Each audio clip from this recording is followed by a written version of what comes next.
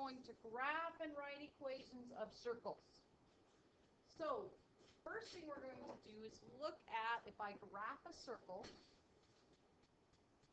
what is it that I'm graphing? So if I have this xy coordinate system, this is the x-axis, this is the y-axis, and I pick a point on the circle, and we know we label our points in that order. It's the point xy. Now, if I draw a radius, which what we just talked about a minute ago, radius is really the important part of a circle, right? That determines how it's sized, and the shape is always the same. So my radius is r. So to write an equation for that circle, here's what we're going to look at. I'm going to draw a right triangle. Now on that right triangle, if I look at this short side right here,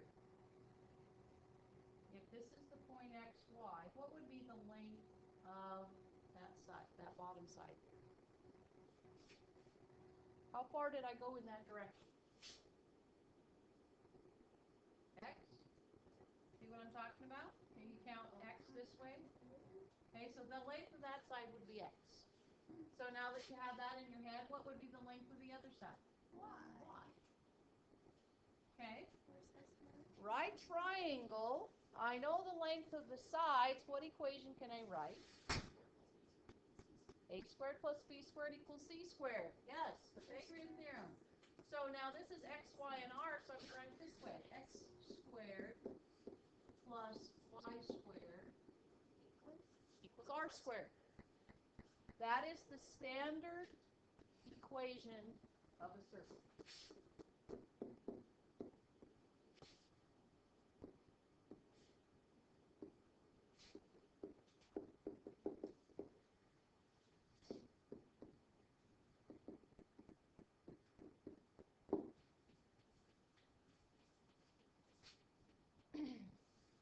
Okay, so that's everything we're doing today is based on that equation.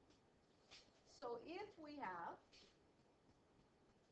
the equation y squared equals negative x squared plus 36, first thing we're going to look at and say is, how is that different from the equation of a parabola? We just graphed a bunch of parabolas. How do I know that's not a parabola? It has both an x squared and a y squared. Remember, a parabola has one or the other, but not both. So since it's got an x squared and a y squared, then I say, okay, it's a circle. So I want to graph the circle, so the first thing I need to do is put it in standard form. So I want to get the x squared and the y squared on the same side of the equation, so I'm going to say plus x squared, and I get x squared plus y squared equals 36. What is the radius of my circle? 6. If r squared, that says that r squared equals 36. So r equals 6. Now, do I have to do the plus or minus thing since I took a square root? Yep. Well, normally, but radius is a distance, so radius is positive. So I don't have to in this case. So I'm going to graph it.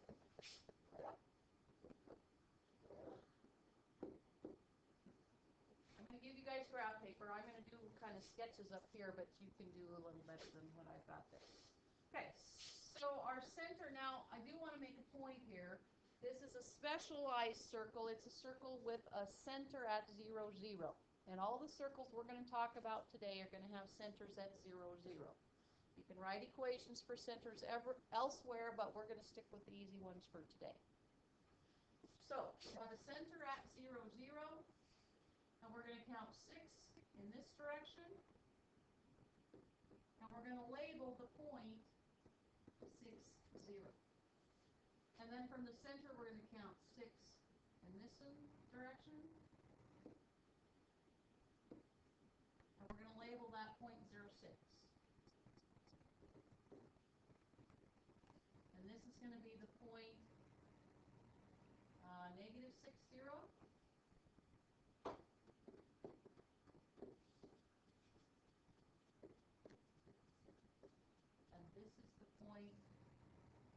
0, negative 6. So when you're graphing these, I want you to plot or label all 4 of those points.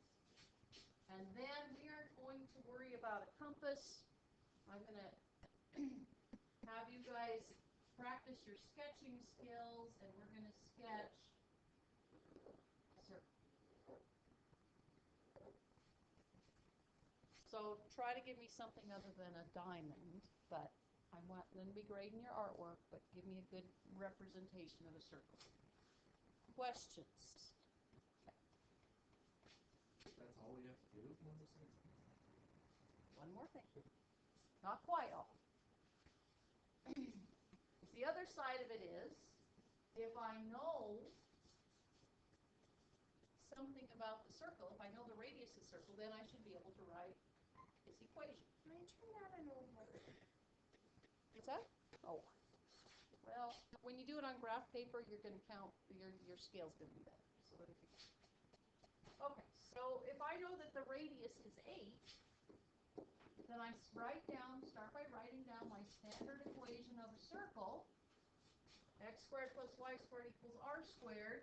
I know that r equals 8, so I substitute 8 in for the r.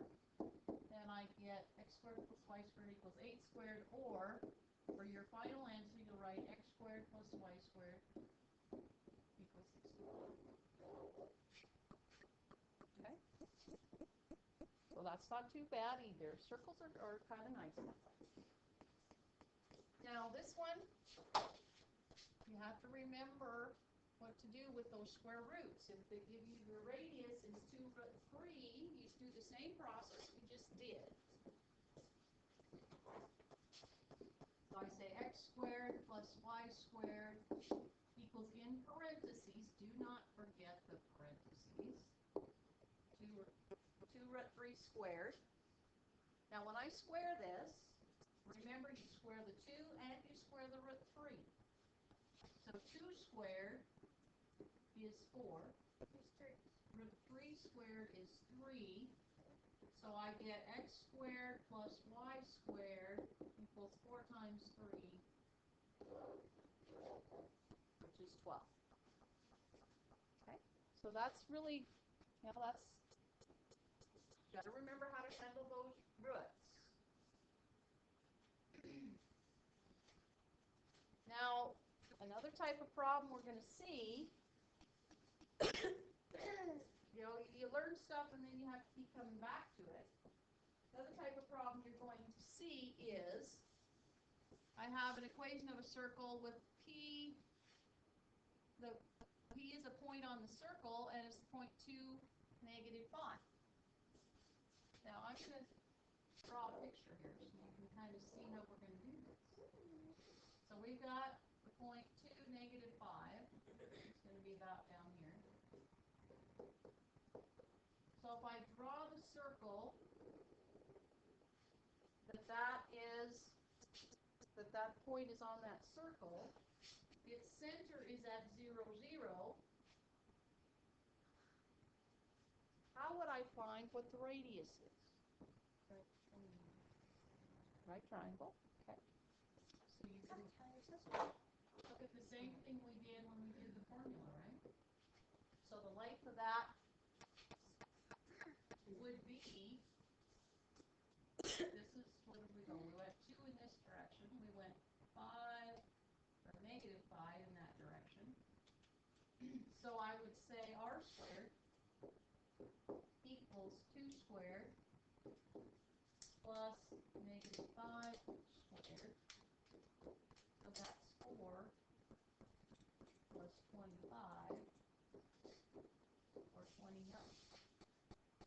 Now, if I needed to actually find the radius, I take the square root of 29, but I don't actually have to find the radius in this case because I'm just writing the equation. So I can just leave it like that. R squared is 29.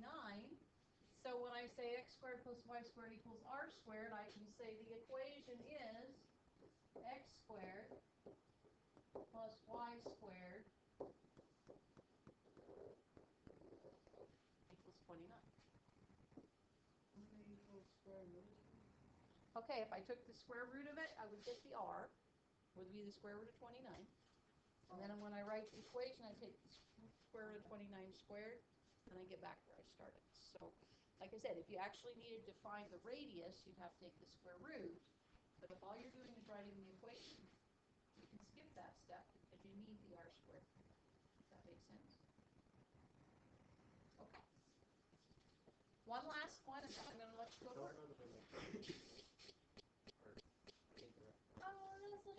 What's that, Mitchell? Okay, I'm not going too far. Okay, now this last one, 3x squared plus 3y squared equals 30. That's not quite like our standard form. What do I need to do to get it in standard form? Divide by 3. If I divide everything in this equation by 3,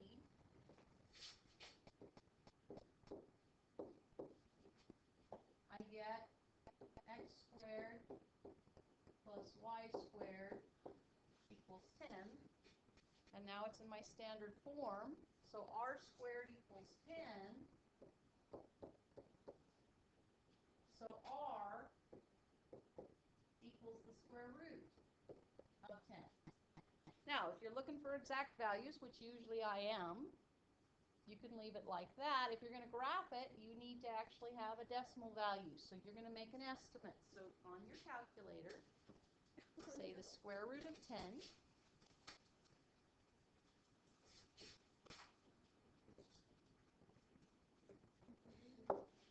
going to be about 3.2.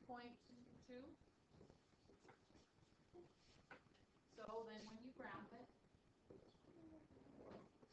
you're going to graph 3.20, 0,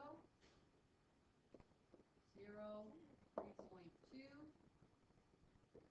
negative 3.20,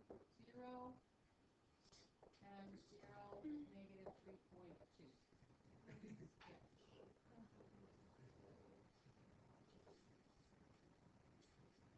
Okay.